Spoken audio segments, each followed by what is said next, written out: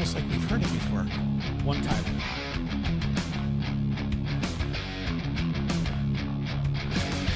What's up, everybody? That time of the day, that time of the week, that time of the month. Once again.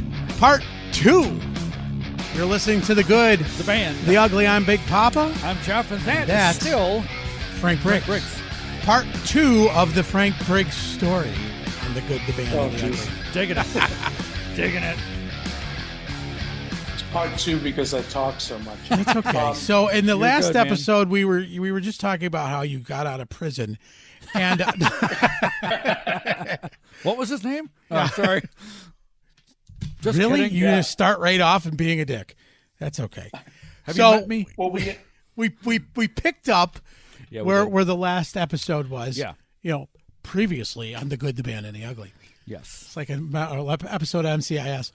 We were talking about how some of the great people from this area have taken lessons from you at DeSantis Music, and this is you're rolling out of doing some great things here. You're teaching some great people who've gone on to do great things. How long did the educational aspect here in Syracuse last before you decided to go out west? well, I left 805 in 1986, Mhm. and then we ended the last segment on me at the Sandus Music Schoolhouse, and while I was there, I would have downtime, and I talked to Mario, and I said, if I'm here, I don't mind selling sticks to someone, while Right. I'm waiting for a student. So I was kind of always on the clock. And then while I was behind the counter, Mario took us all to a NAMM show, first NAMM show I'd ever been to, in Chicago. And it was great. We took the manager. I got to go and see this thing. And I was always in Anaheim, but it used to be in different places. And it was in Chicago that year. It would have been 1987. And I met or saw Dom Familaro at the NAMM show. He was doing a duo with just guitar and drums, and they sounded fantastic. This guitar player was able to play, you didn't miss anything. He was playing the bass lines and the chords and all of that, and Dom was on fire. And saw him a lot. He was playing at the Tama Drums booth, and I got to experience NAMM. I had been writing some music, and back then I had a cassette Walkman that was always with me. And they had the little speaker and stuff, and you could use headphones. So I met Dom, and he goes, well, he's asking me, he goes, well, what are you doing? I said, well, I've just got out of the band. My band was signed, and we, lost our deal, and I'm thinking about moving. I'm not sure what I want to do. And he goes, well, can I hear something? And I said, well, I have something right here. And here I'm holding my Walkman up to Dom Familaro's ear, and he's listening. He's listening to this track that I'd recorded, and he liked it. He liked what he heard. And he goes, wow, he goes, that sounds great. And we exchanged numbers. And I went back to Syracuse, and I'm working at, went back to teaching and working at, it was Bonnie Music and DeSantis Music Schoolhouse. Mm-hmm. And I got a call Mario called me into his office. He goes, Frank, he goes, it's Dom Familaro. He goes, pick up line 2, whatever it was. He wants to talk to you. And so I picked it up. And he said hello. He goes, hey, it's Dom. He goes, look, and this is the first thing he said to me. He goes, look, I hate to see talent wasted. He goes, you need to do something. He goes, write a book, something, right? And he planted that seed. Right. And I'd been putting ideas together for my students now that I was teaching more, and my only curriculum was Rick Latham's book at that point. Now I'm putting things together to fill everything out, and using a lot of my own handwritten notes, and I had some students send me some that I gave them. I would write out exercises and then Xerox them and hand them out to my students. So I started working more seriously on a book and thinking more seriously about moving. And then I get another call from Rich Mangiacaro, who was out in California. And yeah, you've had Rich on. Yep. And anyone who hasn't seen Rich's interview should watch it because it's great. Thanks, you man. guys do. Thank you. You guys do a great job at this. Thank you. And Rich and I went to OCC together. So we met at OCC with Dave Corcoran. So Rich calls, he was a sales rep for Peisty at the time. Right. And he was calling the store, to take an order, and knew that I worked there. So we talked for a bit, and he goes, "Bro," he goes, "you need to come out to LA."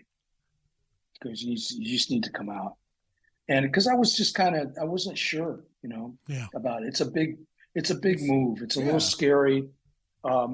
And so, I really started thinking about it, and I'd saved up enough money because now I was finally actually making money after I'd left it. I'd saved up enough money to buy a house or put a down payment on a house. Yeah. Mm-hmm. So I had this cash, and I looked around and I found a house that I liked, and it had a basement and a granny apartment, a place I could rehearse. And so I was thinking about doing that. And it was then that I had an epiphany. And so if I do that, I'm never going to leave here. Right. And so what I ended up doing was just taking that bread and I went to, I wanted to move somewhere. I had friends in New York City. I had friends in Nashville. I had friends in LA. So I first went to New York City because I was closer. That seemed to make the most sense. And I stayed with a friend of mine named Jeb Guthrie, who was in a band called Pictures with Bob Halligan, who was a killer another band. one. Another guy who's been on the show. Yeah. Yes, I watched that one too. Yeah, they're great. No, that's why you guys. I'm probably your biggest fan because I'm getting to with Rich. Rich is not a bragger. Rich Mangiacaro is not a bragger. So a lot of the shit I never heard until your interview with him. What? Geez, I never knew. Yeah. We just had dinner a month ago. We went to an Italian restaurant here in Santa Monica with the girls. Good. He's a great guy, very, very talented. But so I went to New York City. I stayed with Jeb Guthrie. I was a big fan of Pictures, and I thought the songwriting was incredible. They moved to New York City. I remember they had a party when the band moved to New York City to try to, do something, and they ended up breaking up there. And but Jeb was living there, and he was playing. He had a new band and wrote a bunch of great new material. So he invited me down. I stayed with him for a week, and he took me all over, and we're looking for apartments. And there was my dog, my wife and my son are going to be coming home anytime, so I might have to move this. And I'm sorry for taking so long, but he took me all over the place, looking for apartments, and it's just doing the math, how much is rent going to cost me down here? What's a car going to cost me? Right. I mean, I found that just having a car is going to be a pain. Oh, sure. And then rehearsal halls. Back then, it was you walk up 3-4 flights of stairs, with your gear. There was no elevators or anything. You're just lugging stuff upstairs. And clubs didn't have backline back then. That would have been 1988, 87 or 88. And it just looked like, it was just going to be a pain to live there and work. So I didn't do New York City. I went and stayed with another friend in Nashville for close to a week, and he did the same thing for me. We went all over town and looked at all of that. Nashville was very affordable, and I liked it overall, except the only music opportunities were at that time were country and Christian music. Right. And I wasn't into either. Right. I'm looking to I kind of wanted a prog rock fusion band, Sure. And just something, because that's what I was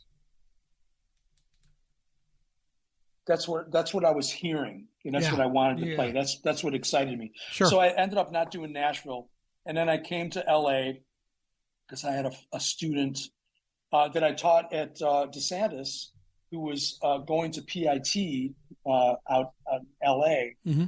and stayed with him for a week.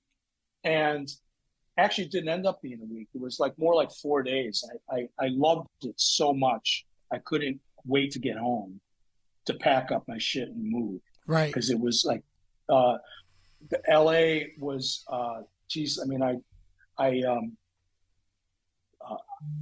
I could get a job really quick, and the rent, I rented a 3-bedroom house mm-hmm.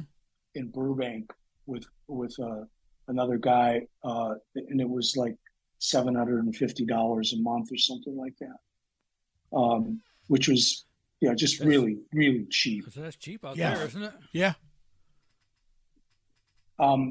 So I don't know what to do. My wife's trying to call me here. I'm going to keep talking. She's like, move your car. So we had that. Let me see. Whoop. Is that better? There you go. Am I back? Yeah, you're back. You are. So yeah, I did. And that was really interesting. So I ended up moving to LA, and soon after I had this house with a guy, a great keyboard player named Rich Aronson. And it turned out that he was the music director for Atlantic Starr, which was a big R&B band. They just had a gigantic hit the prior year, and they were putting a new album out. And I was living with Rich. I was going on auditions, doing odd gigs here and there.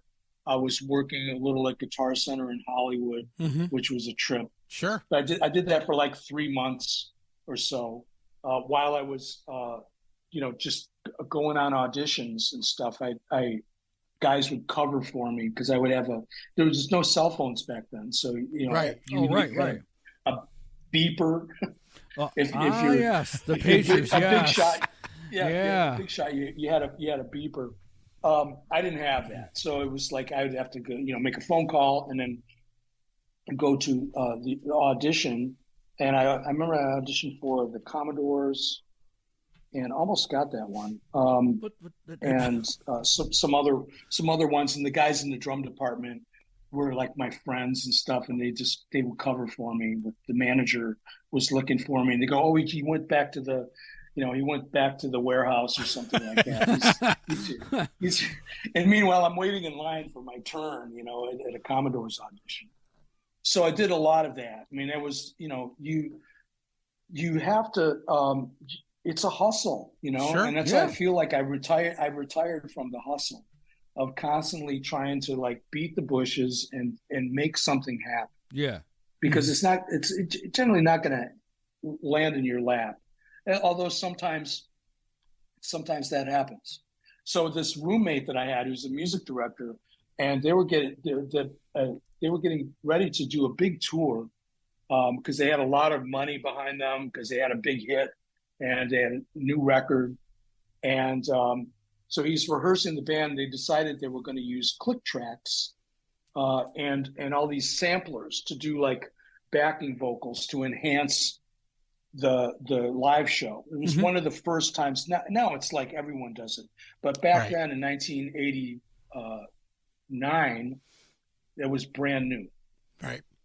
And where computers were running the show, right. And background vocals and extra keyboard parts and strings and stuff. So they were doing that, and he was. So my roommate was bringing recordings of the rehearsals back home, and asking me. He goes, "Well, what do you think of this?" And I'm not gonna, I don't want to diss anybody. I said, "It sounds good." He goes, it sounds stiff to me because the drummer's having a hard time playing with a click track. And I said, oh, well, maybe a little bit, so he comes back. This happens a few times, and he comes back. He goes, I'm going to have to change drummers, because he's the music director. It's his kid. He's the one. He's the guy that puts the band together. Yeah. And he happens to be my roommate, which was really lucky for me. Mm-hmm. And he was just a real genius. I'll get back to him in a second. So he goes, I'm going to have to get a new drummer. And I said, can you get me an audition? He goes, I absolutely can get you an audition. He goes, and he said it in a nice way. He goes, you're not really the right color for this gig. And he goes, they've never had, and it's an R&B gig. Right. And they've never had, this is like Soul Train and it's just and playing with strictly R&B acts. And I said, well, I get that. I understand. I just like a shot at it. And he goes, okay, so here's the 3 songs you need to learn. And, they weren't hard, but I spent I played them like 20 times a day until over and over and over again. And then just tried to lay back on the beat and get a little bit more on top of it. I wanted to get so comfortable with the tempos because everything was a click track. And that was the gig. The drummer needed to play with a click track and not sound like he was playing with a click track. Right. Okay. So I practiced that, finally got my audition. And there was, since I knew the music director, I said, do you mind if I said, how about if I bring my drums? Everyone can use my drums. This way I'll be comfortable. And he goes, well, they would love that because they won't have to do any backline stuff. So I brought my drums and I did the first audition and I hung around and listened to the other guys do it. And I was surprised that how, these were basic songs. They weren't really hard, but some of these guys didn't do their homework. They didn't stop in the right places. I mean, some really basic things. And so at the end of it, I was going to pack up my drums. Jonathan Lewis goes, you play one more time for me. So I got a second audition. I played them again. And I at that point, I felt like I had a shot at it. Mm-hmm. And I really gave it everything I had. And then went home and they were, debating on me seemed like forever because they were going to go to Japan. It was like a semi-world tour. It was kind of a big deal. Mm-hmm. I'd be making, really good money, all of that. And I think it was a week or two before they got back to me. And then I just said, you got the gig and you have to start, on Wednesday or whatever it is. And they want you to, I had to be there at 10 in the morning or something. And it didn't end till after 10 at night. These are 12-hour days. Yeah. So in the beginning, the rehearsals were just me and the bass player working with the click track because this new technology. Yeah. And they wanted it to sound, correct. And then the singers would come in then the rest of the band would come in for the afternoon, and then the singers would come in at night. And we did that for a few more weeks. And then they had all the choreography and, and it was a little weird for me because, I just wasn't accepted completely because I was just, I was someone that they weren't used to maybe. Yeah. But my hat's off to them that they gave me a shot. And it's really one of my proudest moments because, I wasn't the right guy for that band at all. Right. I played too freaking hard and too loud. And, because of the Vinny Ludovico's Top 40 gig with the Diamonds, they had that gig that I did in Syracuse. Ron DeRollo had a Tascam 4-track, and there was a click track on one of the tracks, and the bass and keyboards would be on the other two. And we did these lounge gigs, at Sue Lynn's, but I had to play to a click. And I did that for months, just playing every night as he played a fair amount. during that time, Right. in 1987 with a click. So I got comfortable. I hated it. I totally hated it. Right. But it was, I was getting paid. I was making decent money doing everything I was doing. So, but that gig was, partly responsible for preparing me for what came later, which my gig was totally dependent on how well I played with a click track. So, I got the gig and went to Japan. It was so exciting, to play all these places. We went, I think, like 5 times. I stayed with that gig about 5 years. We went to Japan at least 5 times and did like the entire country. Oh wow! It was great. Yeah, they to really, it was nice. It was a great experience. Completely different. I was playing. I think the universe said you need to slow the fuck down, so they could put me in a band that had, it was like nothing but ballads, and it was painful sometimes, but some of their songs still stick with me. I mean, Wayne Lewis doing "Send for Me" is just awesome. I mean, he's just such the great soul singers. The two, David Lewis and Wayne Lewis, were tremendous singers. Wayne was my favorite because he just had this it just oozed out of him. I mean, he had a beautiful tone, phrasing. So that was, I did that, and then came back home, and, after touring with them, and I thought that I would, again, just getting tired of the hustle. And I took a job at working for a jingle house in Burbank, and we're doing, I had to audition for that, and as a writer. So I did they had I did some, an audition for the guy where I wrote a score for a Little Mermaid commercial, a Disney commercial.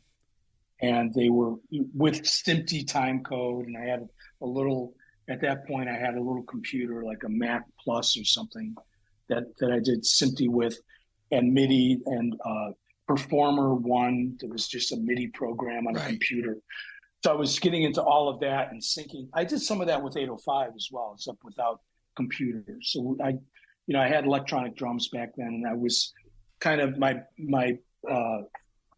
was thinking it was just easy for me to do those kinds of things. So I got into that, and I'm gonna move this outside because my wife and son are about to come in, and I'll finish the story quickly. We get to see the house. I know. Look at that. Yeah, I live in a house. A nice tour.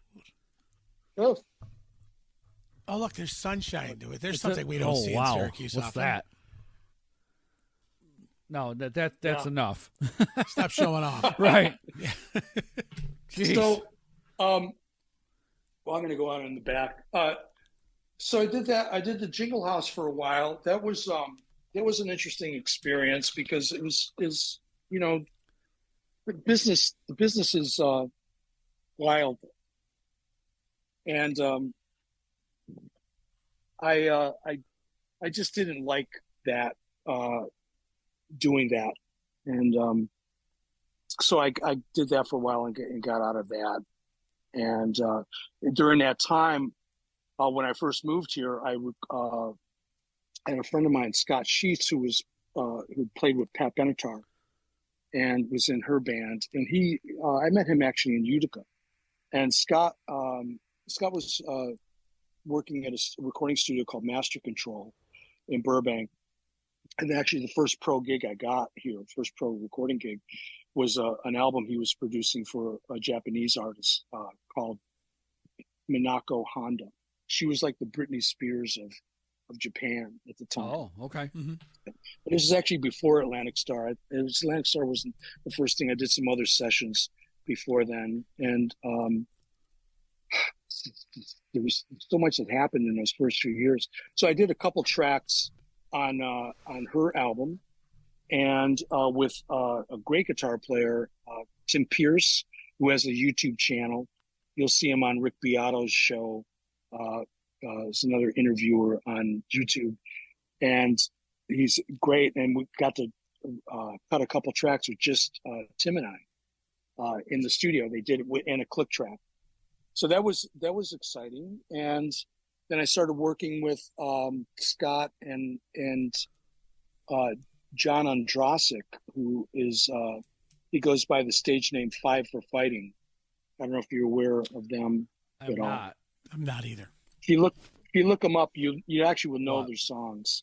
You said I am not. I've never heard you. You've been stumped. Thank you, Frank. I have. Somebody stumped him.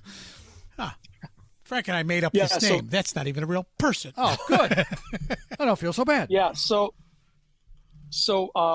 that was so I was working on their early tunes. John didn't have a deal then, and did like later on. So I recorded a bunch of Five for Fighting like demos, and which ended up on a record like years later. Mm-hmm.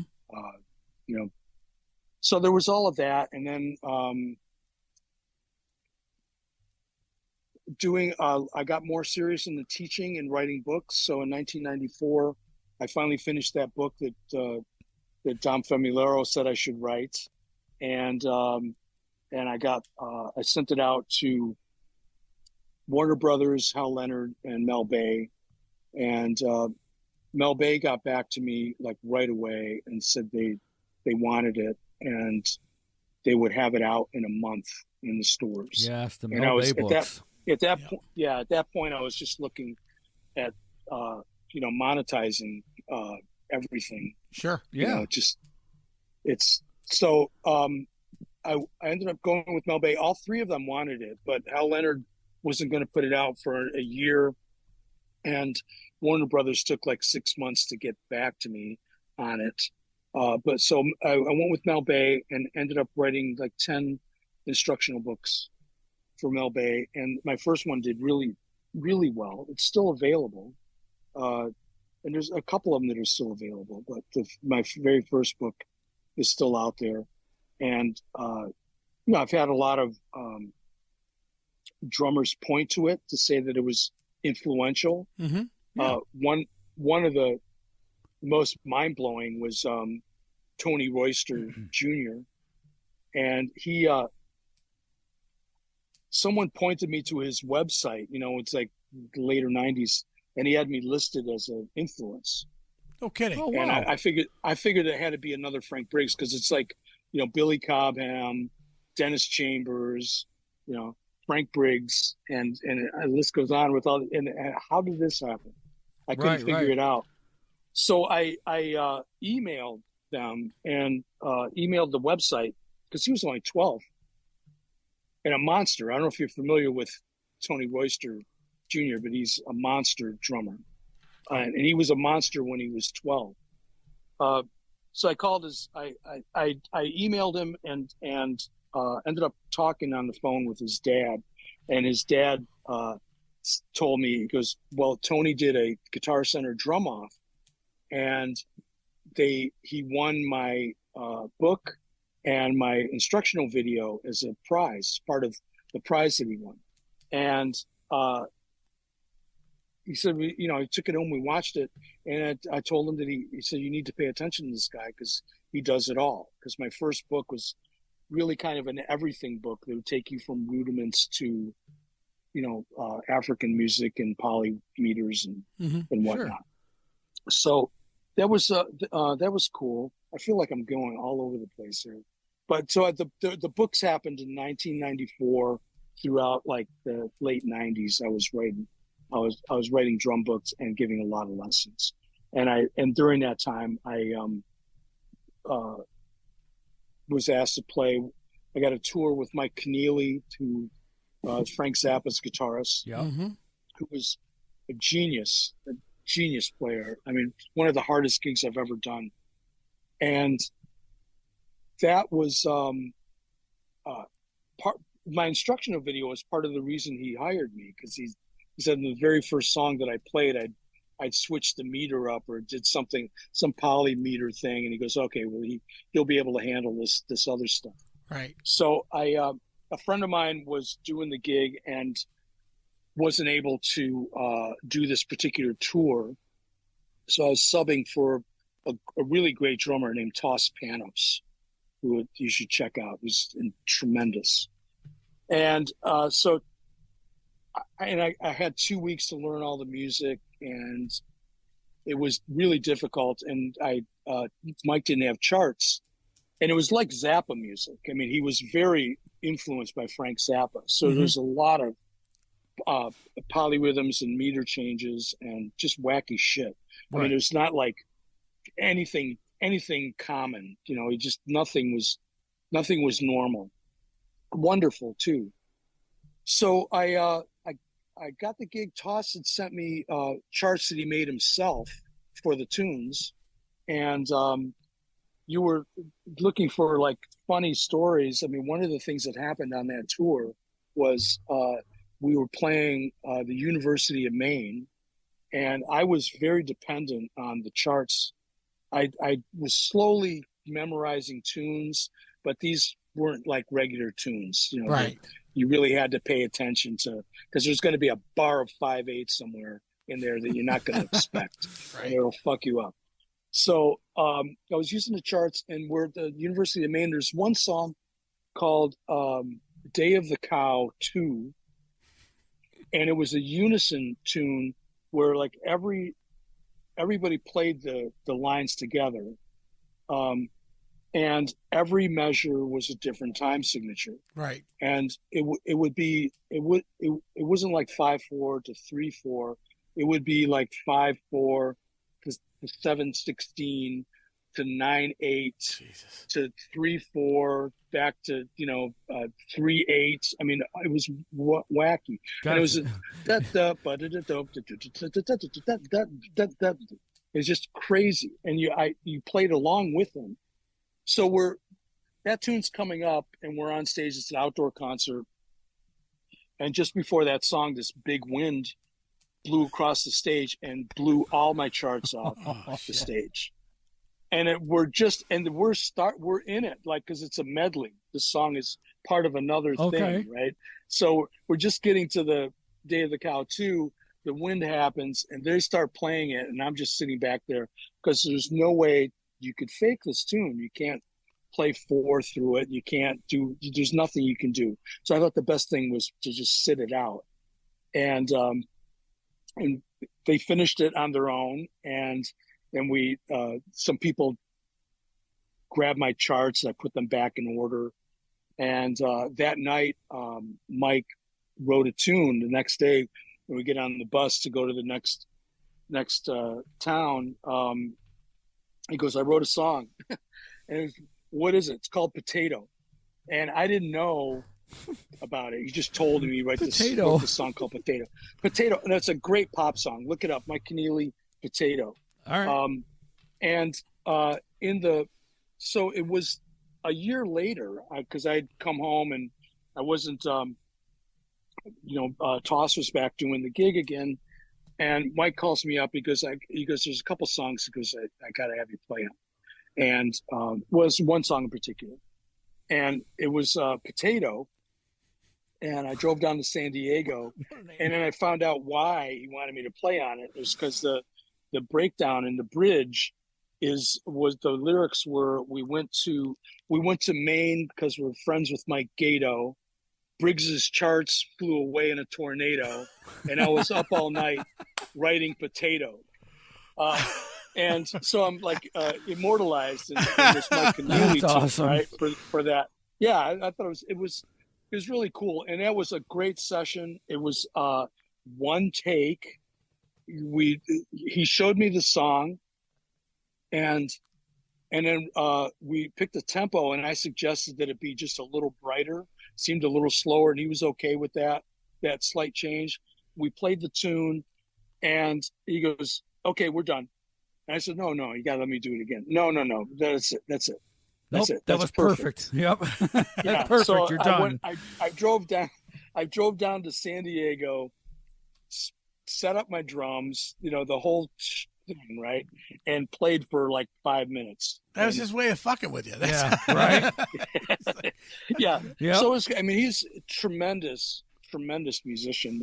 probably him and Kit Walker, I think, are some of the best musicians I've ever played with. There's kind of guys like, wow, I'm really not good enough to do this, to play with these guys. I mean, it's just how it's when you realize how deep they are, you also realize how lucky you are to be there in the first place. Well, he must have thought you were there cerebrally. I mean, right. To get into his head, how he wanted it done, and be able to accommodate his writing. I mean, that's some good shit. This was a pop song, though. Listen to it; it's a great. In fact, that record, the record didn't do that great. What's it called? It's I can see the cover. Sluggo, Mike Keneally, Sluggo. Check that album out. Yeah, check that album out. There's another song on Sluggo that because I had a sampler and some stuff. I was always playing around with electronics, and I did the sample that I showed Mike when he was over at one of our rehearsals, and it had I'd mixed in some vocal samples from his first album with some different sounds, and I had a little keyboard motif happening with it, and he goes, well, I want to use that. So I ended up being a co-writer. Nice. Cool.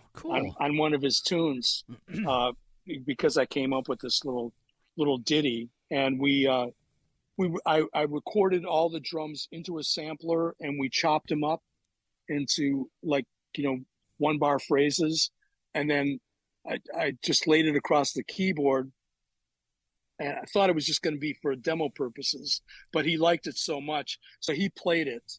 So he played the drum samples and fucked around with them, and so he really did some beautiful things with it. That's cool. So that was pretty cool too. Yeah. And also during their first couple years I was here, I did a bunch of new age albums for Higher Octave Records,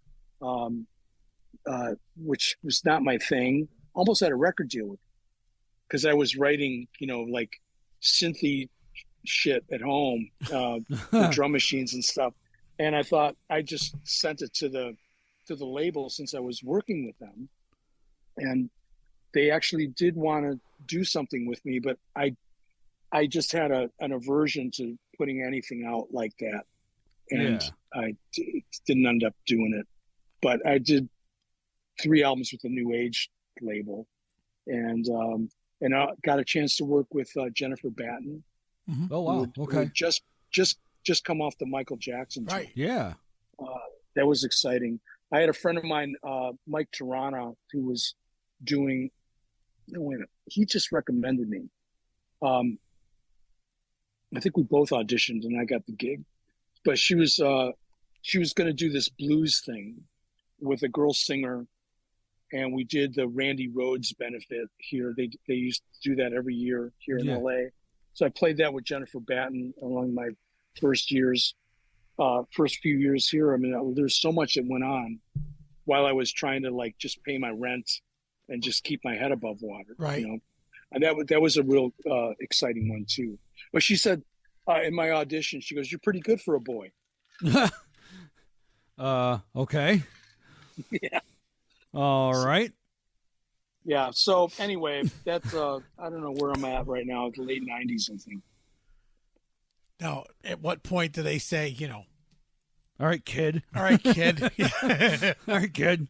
Yeah. You've done enough. One of the things that I didn't expect, and I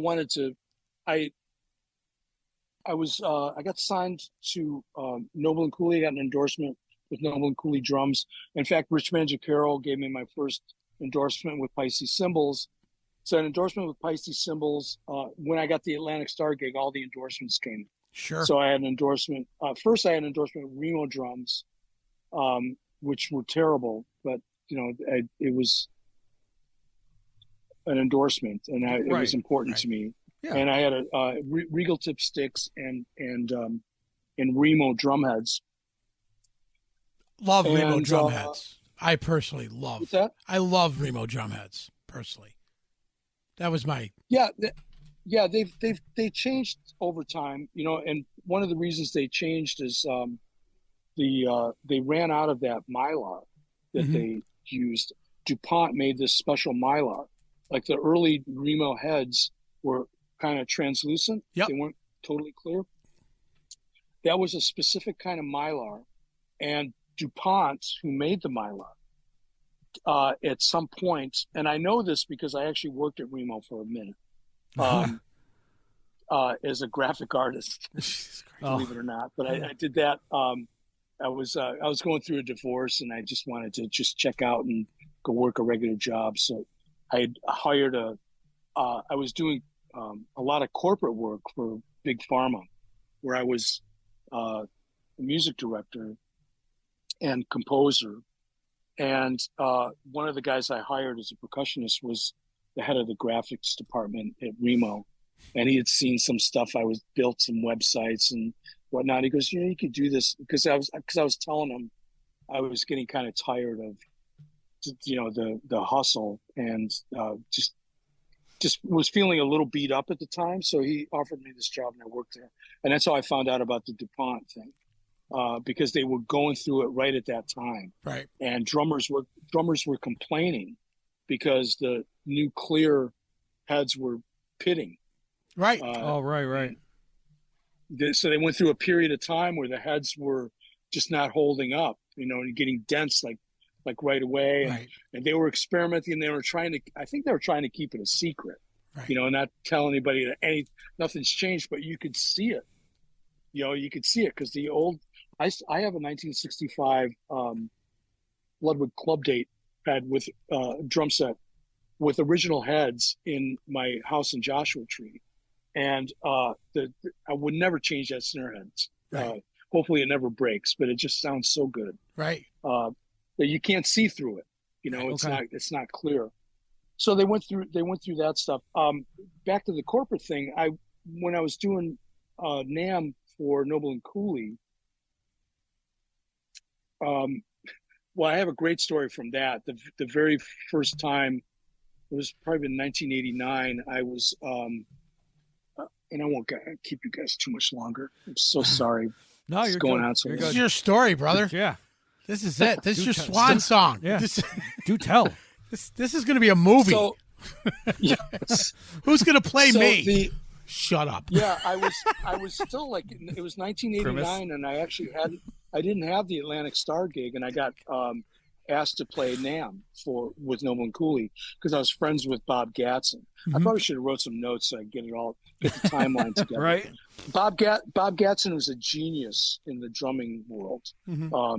He invented like all the Evans heads, the G2s and all of that stuff. Those were all his babies. He had the EQ heads, that now with the rings on them, the bass drum heads. He had that idea before anyone. It was big in the drumming community, and I'd met him when I was playing the 805 in Connecticut, and we just stayed in touch. When in my electronic period, he would make samples for me to try out and stuff. And when I got out to California, he had developed Noble and Cooley snare drum, and they were launching a drum set, and he asked me if I would do the show with him and do a drum duet. And of course I said yes, and he asked me to put it together, so I put a duet together for the two of us that went through a bunch of different styles. And the Noble, they were solid shell drums. So the Noble and Cooley was their first drum set was all steam bent solid shell drums. Okay. And they were maybe like, you can't see my hand, can you? Maybe like that deep. Oh, no kidding. So, all right. because they couldn't steam bend a deeper shell for some reason. Right. So anyway, we're doing those. The first day we're at NAMM, and Bob and I are rehearsing our duet, and we get done, and I hear someone clapping outside, and I look out the window, and it's Jeff Porcaro. And it blew my mind, right?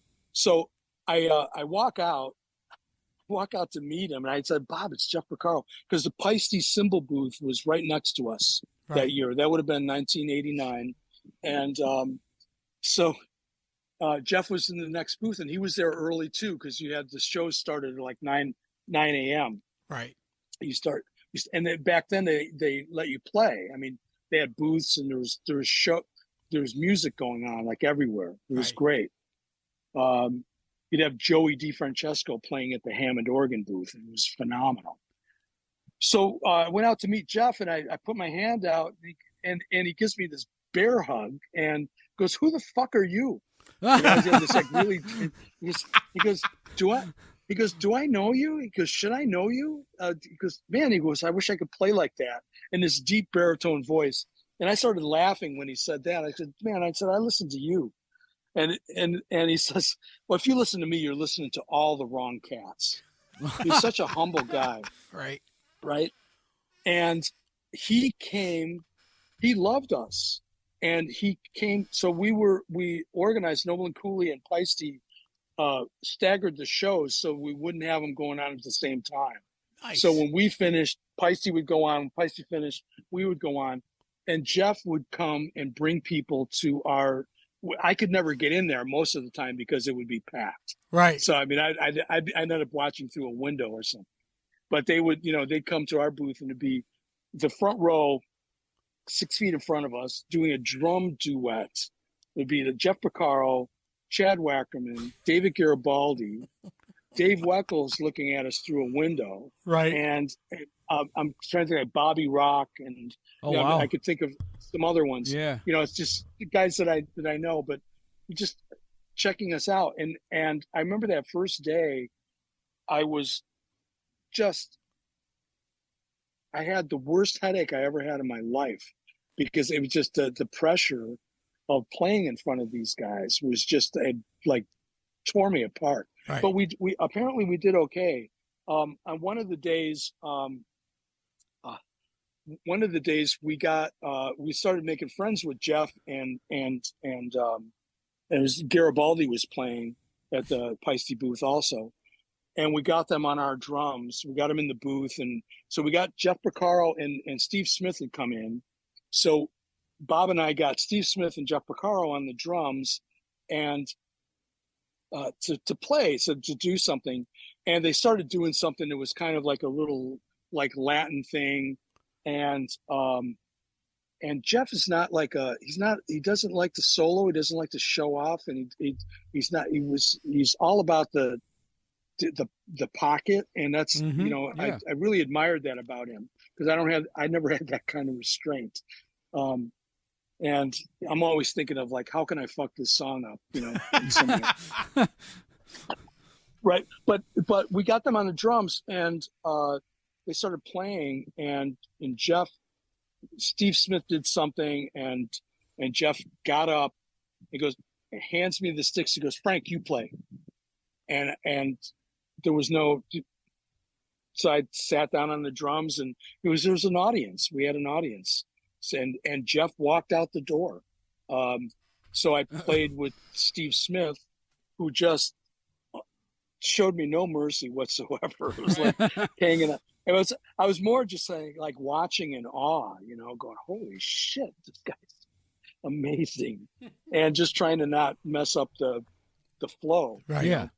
So that was a pretty, pinch me moment. Surreal. Yeah. Sure. Early on, because I was only in LA it wasn't even a year. I didn't have the Atlantic Starr gig yet, right. And this other stuff was happening. So, it was good. And then I, during that NAMM show, I remember a guy coming up to me who was an 805 fan, and was from Syracuse and went to SU, and he was now a writer for a magazine, and we talked and exchanged numbers. He was like totally floored, big Jeff Porcaro fan, and we exchanged numbers. And then it was like a few years later, he called me up out of the blue, and because he had become a creative director for corporate events, like big corporate events. And I didn't even know what that was, but it was he was doing mostly big pharma, and they put on these huge events basically to train their sales staff. Right. And they would have a band to entertain. He said, I had a band drop out. He goes, can you put a band together for me for this gig? It's for AstraZeneca, one of the bigger pharmaceutical companies. Sure. And it was in Anaheim. And he goes, I'd like a 7-piece band. That's how it went with him. He goes, I'd like a 7-piece band with a saxophone up front and, you know, a percussionist and stuff. So he'd tell me what the lineup, the instrumentation was going to be. And I said, yeah, I can do that. And he goes, we need you to write some things specifically for these particular little events that are happening in there, like some act, because there was other acts. It was doing the corporate gig like that was very much like doing television. Yeah. So it was like being in the David Letterman band, where you play the guest out, except we'd be playing the CEO out. Okay. You play them out on stage and then play them off stage. And then sometimes they would have like those people would have like, a Cirque du Soleil act come out and we play behind them, or Billy Porter, who's a big deal now, but Billy Porter would sing. That's how I met him on a lot of these shows that I did. Mm-hmm. So I ended up doing it. He goes, you give me an estimate. I sent an estimate in, and I remember him calling me back and saying, and I said, did you get the estimate? He goes, yeah. And I said, is it okay? He goes, no, it's not. And I said, what's up? He goes, if you don't add a couple zeros to this, they're not going to take you serious. Oh, well. Okay. Yeah. All right, then. So, yes. Yeah, that was a total, it blew my mind, first of all, because I was just trying to help him out as a friend. Right. And he was just going, no. You don't understand. You got to come in at this level. Yeah. Rape us. Yeah. Right. Yeah. Well, it was nice to get paid well. Sure. I have to say that, because I wasn't always used to that. And it was nice to get to a point where I'm going, wow, this is like, like I'm out on tour again, except now I'm the music director, and I'm the contractor, mm-hmm. and I'm a composer also. So it's a situation where I could go in and do these gigs, playing some of my own tunes, which were fusion tunes, right? Which it was just bizarre, that I was able to do this. So the first one we did for AstraZeneca, we did. Jay Leno was on the bill, and so was Kenny Loggins. Oh wow! So these were like huge events, and that was the first one. And then I ended up by the early 2000s.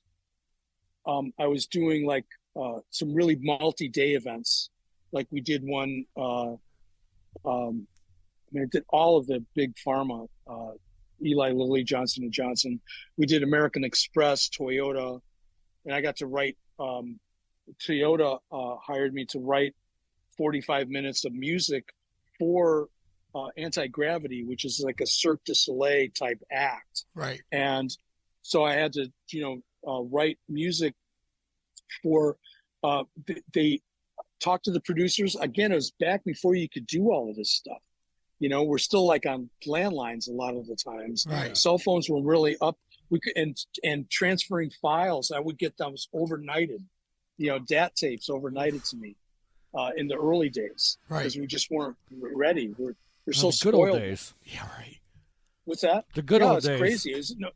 Yeah, it's like the beeper, and not having a cell phone. I can't even imagine that anymore. So we I was doing like these really big ones where it was like, the Toyota, the producer would tell me what he wanted. Like the opening would be all of these Cirque du Soleil people like coming in from the back of the theater. And it was like a march. So I wrote like a bolero, in 7 Mm-hmm. because I could. The quarter note was solid. So and it was just really nice. And then for each act, there was some that were in water. I had to write a water thing, and it was an opportunity for me. Again, I was totally out of my depth. So I get thrown into these situations where I have a choice. I could either say, no, I can't do it, or you just fucking do it. Yeah. Just do it. Just figure do it out. You didn't come up with that idea for Nike, did you? Or just that wasn't you. For who? Nike? No. I mean, no, this story has been like we went from Rome, New York to LA to doing. I mean, Jesus, man. I know. It's nuts. No, but you need your own podcast for Christ's sake. Do the important thing, one of the things that I wanted to point out is that, I think that we're in public relations a lot as musicians, and there's some assholes out there, and I think if you can't help yourself, and I used to talk about this in clinics. I've done a lot of clinics during the 90s. I was also doing that stuff, where I did clinics with Chad Smith from the Chili Peppers, and John Robinson that did all the Michael Jackson stuff. So I got to a pretty high level in the clinic world, specifically through Guitar Center, who went from working behind the counter to like going on tour of all the stores and doing clinics. But my AirPods are gonna cut out. They're gonna die. I probably should. Are they dead? No, we can hear you. Yeah, we can hear you. You can hear me? Okay. Yeah. They're going to die. So we're probably, I can wrap this up pretty quick because I'm almost near the end. Okay. But my point is, to a lot of kids, it's like, learn to take your time with someone and learn their name and be friendly. Yeah. And if it doesn't come natural, work on that, Yeah. Because it's really important. I got these corporate gigs, the big pharma corporate gigs, because I was nice to this guy who I didn't know from Adam at an airship. So it's and exchanging numbers and doing. You never know how it's going to work out. I think. It brings us right back to what we say. Yeah. I know we kid around a little bit, and we always say, be a good guy, don't be a dick. Yeah. But in the business, you never know who you're talking to, right? Or where their path is going to lead, and if their path takes them to a point, and they go, you know what, that Frank guy, I idolized him, and he always treated me well. I'm going to call him, or I'm going to call Jeff, or I'm going to call Mike. Yeah. That's the key. Don't be a jerk. Don't be a jerk. No matter how big you are. Yeah. It's some of our best interviews have been with the people that we thought were so high up on the totem pole, and yet they're just so humble. Yes. And they're just real people. Yeah. What I found is the bigger the stars that I met, the nicer they were usually. Yeah. With the exception, I toured with Engelbert Humperdinck. He wasn't so nice. But most. So sorry. most of them are. If your name was Humperdinck, you'd be a bastard. You'd be pissed too. I mean, my God, you go through your whole life getting your ass kicked. Hey, Humperdinck. Yeah. Right. No. So anyway, one of the corporate gigs, one of the best ones I did was in 2004, 20 years ago, and it was for Sepultura who came up with a sleeping aid called Lunesta, and which is out in the stores, and that was at the Mandalay Bay in Vegas, and I just had a new girlfriend, and we were dating for about a month. And I wanted to take her to Vegas because she never saw me play. I didn't have the advantage of like meeting someone who saw me, like in a band. No groupies. That's no groupies. Yeah, that's how I usually met girls. And so I wanted to take her to Vegas, and she wouldn't let me pay her way. She goes, "I'll come. I'll pay my own way." And she decided she wanted to owe me anything. And I took her to Vegas for this gig, and it was huge. And we had Madonna's PA and lights. And I'm trying to think of all these guys just got off tour. You're going to lose me soon, right? Yeah. You've lost me yet? No, not yet. You lost me? No. Talk fast. Talk fast. I got only this one. All right, anyway, we played our first song for Sepulchre, and my who is now my wife was sitting in the front row. Nice. And we played the first song, got a standing ovation, and it was the first time she ever saw me play. And it's been good ever since. There's awesome. More, awesome. But you've had enough of me. I could talk to you guys forever. No, we're just gonna book you for another. We're just gonna book you for another show. Right. We'll start with 2004. And we'll start with 2004. We only have 20 years to make up. Right. We're good. Yeah. And I did an album in 2008 and wrote a bunch of music on my own and put an album out. And retired in 2020 during the pandemic because it was just time. It was time. Yeah. It was time. And people were funny about the vaccines, and I didn't want to ask anyone if they were vaccinated. Yep. And I just didn't want to get into all of that stuff. Yeah. So we had bought our house out in Joshua Tree, and I spent 2020 just building furniture and lamps and just doing something different. And it was actually really. He became Amish. So he became Amish. You became an Amish musician, furniture maker. Furniture maker. Yeah. Again, I had no idea what I was doing, but I think sometimes it's like, you just go, I'm going to do this and then just do it. You might fuck it up. It might not be great the first time, but at least you will have done something. At least you would have tried. So that's kind of always been my mantra is to just, give it, try, at least try. Yeah. Say you try. Yeah. Right.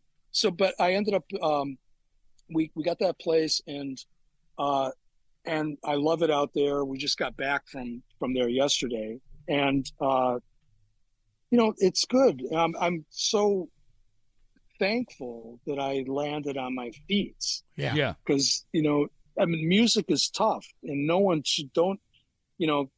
It's not just tough for you; it's tough for everyone. Yeah. And sometimes you get a break, sometimes you don't. Yeah. But can you still hear me? I can. Yep. All right. I'm going to end it on that because now my phone's dying. Frank, I just want to thank you so much for doing the show. Yes. I feel privileged to call you a friend, and when you were in town, you reached out to me, and that was such a great time. Not you. He doesn't like you. I know. Well, I think what you guys are doing is great. I can't see you anymore because my phone is dying. So I'm going to, and I only have one earbud working. I'm going to say goodbye and thanks. Dog. I think what you're doing is great for everyone. Thank you. Keep doing it. Yes. Thank you and very we much. will stay in touch, and we look forward to having you on again soon. Oh, anytime. Thank you. Anytime. Thank you, Frank. Frank. Thanks so much, brother. And we'll talk to you soon. Thank you. All right. Take All care. right, man. Peace. Bye. Bye. There you go, Jeff. How about that? Great interview. Yeah. He can't see us, can't hear us. He's like a limp dog right now. That we don't want to put out to pasture because he's such a great loyal dog. No, not at all. We can still see him smiling. I know. So Thank you, guys. He thinks he can. thanks, Frank. That was a great interview. I enjoyed it. I really did, and I can't wait to hear the rest of the story. That's 2 episodes. Yeah. And We're then good. some. And then some. So let's just let's do this. Get the hell out of here. You've been listening to The Good, Sub-Band. The Ugly, Big Papa, Jeff. and Ultimate Ears. Ultimate Ears. And Ultimate that Ears. was Frank Briggs. Frank Briggs. Man, what a story. Oh, dude. Unbelievable. From birth to now. Yes. Sharky's Event Center, DJ Life's the Beach, Good Nature Brewery, Uncle Jimmy's live vocal music. Print Shop Underground, Snarky Productions. Toffee Break Toffee. And did we mention Ultimate Ears? We did. Thank you guys for sticking around. 2 episodes, 1 great interview.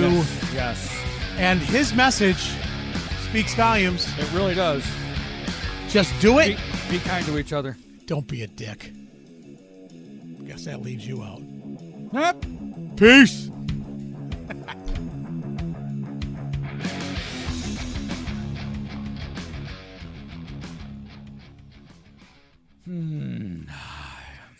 Recording stopped.